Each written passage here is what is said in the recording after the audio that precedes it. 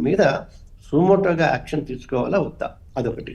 Yeah. 2, ఒకవేళ వాళ్ళ యొక్క రేపైనా అతను బెయిల్ మీద బయటకు వస్తే అతనికి 2 అంచెల రక్షణ ఇవ్వాలని మీ మాధ్యమం ద్వారా నేను కోరుతున్నాను. ఎందుకంటే కారణం ఏంటన్నా మనం దానికి ఇన్ అండ్ అవుట్స్ కనుక్కోవాలి. ఇప్పుడు అది తప్పు కాదా అయితే అని అంటే, తప్పు కాదని ఎవడన్నాడు అంటే, తప్పుకి రేపొద్దున కోర్టులో ఉంటుందండి. ఇతన్ని కస్టడీ తీసుకున్నారు, కస్టడీ పూర్తయితే సరే, లేకపోతే ఇంకో 4 రోజులు కస్టడీ అంటారు.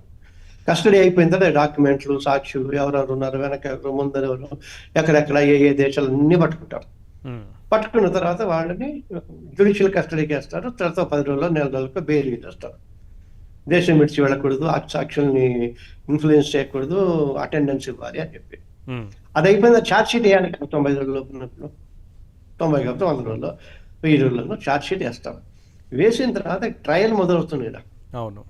ట్రయల్లో ఎవరు చెప్తారు? సజ్జనార్ చెప్పరు, ఇంకోటి చెప్పరు. వాళ్ళు లాస్ట్లోకి వస్తారు. ఓకే. విక్టిమ్స్ వస్తారు. ఈ విక్టిమ్స్ అంటే